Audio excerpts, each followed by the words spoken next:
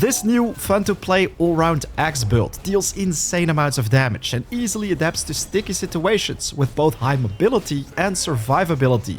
Many of you guys have been asking for an update of my pre-1.0 build, so here we are. Guys, welcome to the channel. My name is Vrising, and in today's video, I'm gonna share everything you want to know about this amazing PvE X endgame build for vrising 1.0 to pretty much make short work of any boss or encounter in the endgame.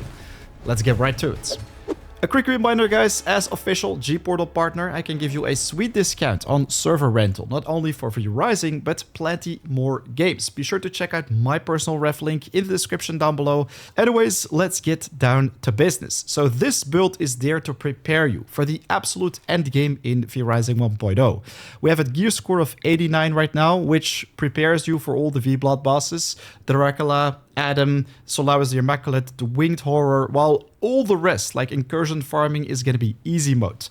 Very important, you can make this build much earlier as well. You just need to get your hands on some specific spells, which we're going to talk about during this video. It's also an X build. I personally think this is the absolute best and also most fun weapon to use for PvE in general.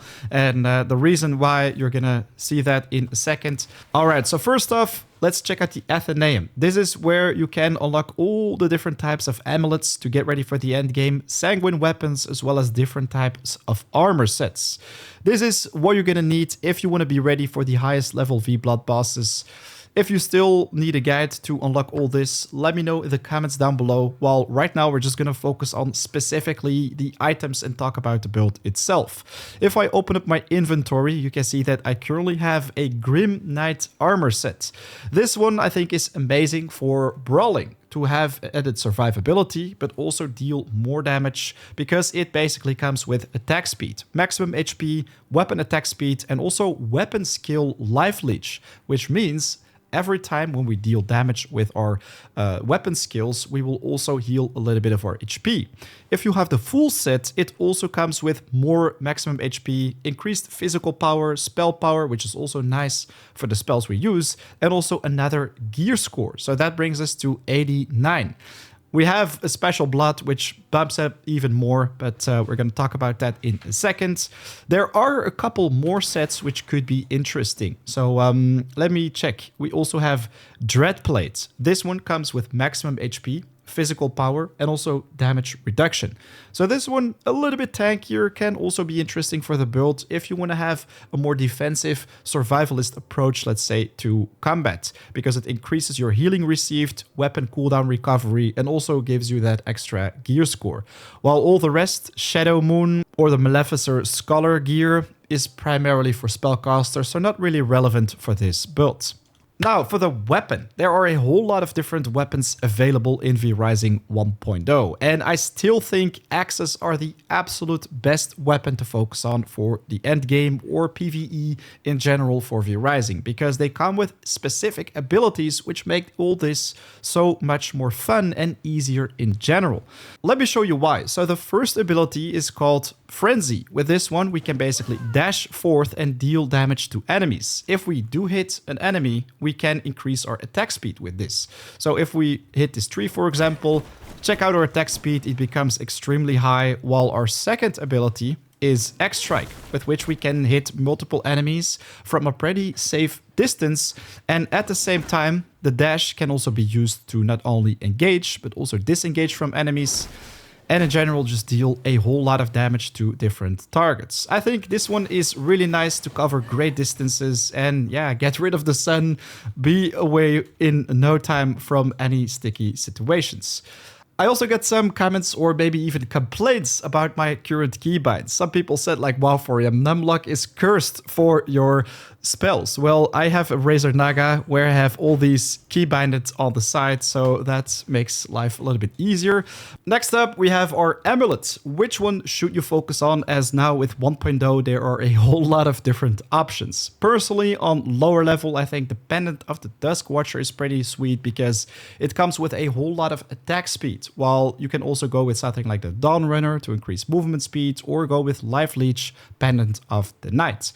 We of course move to a slightly higher tier or level. This is where we have the Crimson Commander, we have the Unyielding Charger, and also the Blade Master. And personally, I really like this specific one, as not only does it come with increased weapon attack speed to basically deal more damage fast, also heal ourselves faster, but also reduce blood drain rate, spell power, and this 10% chance on primary hits to give ourselves a lesser storm shield, which basically also deals damage to all the enemies around us. I think very satisfying if you're taking out bigger packs of mobs. Alternatively, you could pick up the Crimson Commander's Amulet, as it comes with this lesser blood rage 10% chance, which can further boost this build, more attack speed, more lifesteal. And if you prefer a more defensive playstyle for increased survivability, you can go with more movement speed on the Unyielding Charger, and also have a small chance of summoning some little adds which can distract your opponents. In my opinion, not as sexy as the Blade Masters and Commander's Amulet, let's say. Cape is pretty straightforward, we just go with the Phantom's Veil. If you find something more fancy, you can always equip that. Anyways, let's move on to the spellbook, talk about all the spells I use, not only the ones which you can find in my bar right now, but also alternatives for specific situations. The first one, man, I absolutely love this one, is called Sanguine Coil, with which you can shoot projectiles from a pretty safe distance, not only deal damage to your enemies, but also steal some of their HP. So let me quickly show this to you. If I shoot my projectile, it has a very long range. I mean, check it out. I can hit the wall from this distance, and that's because of a certain jewel, but every time when you hit an enemy, you will apply the leech and also steal some of that HP, which can be amazing for added survivability. And the jewel I have equipped right here gives us Longing Desire. Increase the life drain rate, so more survivability, a maximum charge increase by 1, increase the damage, and also increase the projectile range and speed. So yeah, you can just hit super fast with this. The recharge is also pretty fast on this ability. You will always have something ready, basically, if you can't deal damage to your enemy with melee combat. For our next spell slot, we actually want to check out different magic schools, as I choose one depending on the situation, either taking out big packs of trash mobs or specifically boss encounters. The first one is Power Surge, because this one is just so nice to deal a whole lot of damage. Let me quickly show you how it works.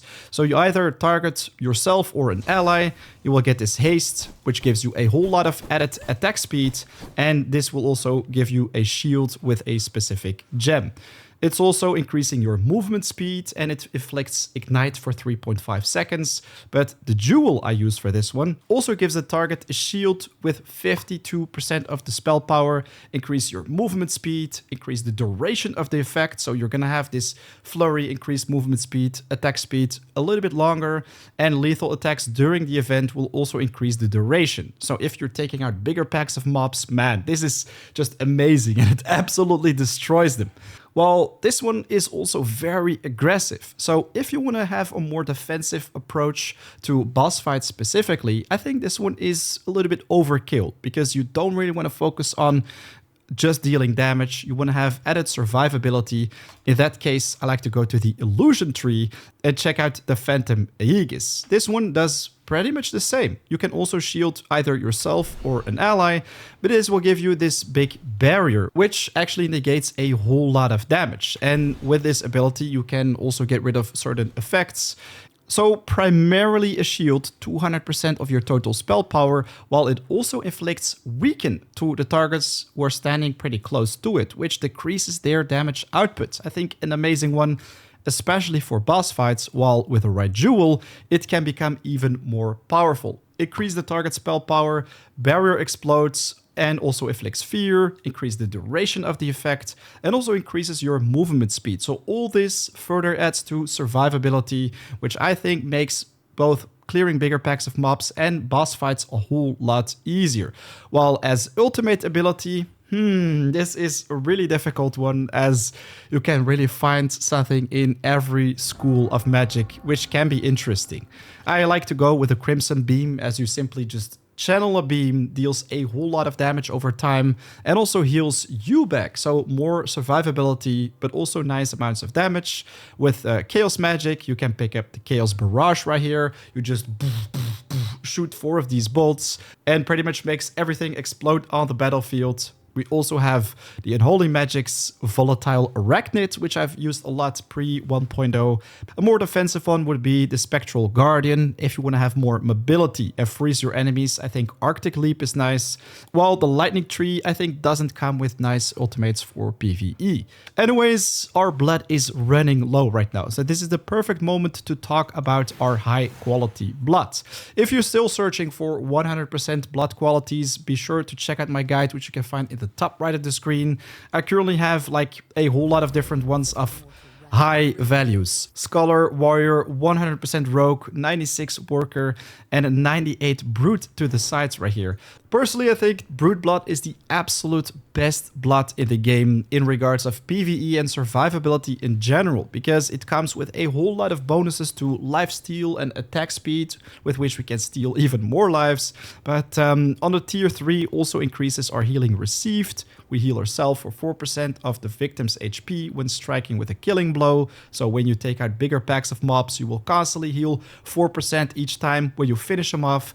And also a chance to give you extra movement speed and boost your physical damage. This buff can trigger not only when you hit with melee attacks, but also other sources of healing. For example, if we drink a Blood Rose potion, every tick you have a chance of applying this boost. Look at that, which increases your movement speed, but also your attack speed. So I think this is an amazing one to have. While another type of blood, which can also be interesting, would be your warrior blood. Let me quickly check it out. So we currently have a 93 warrior blood right here.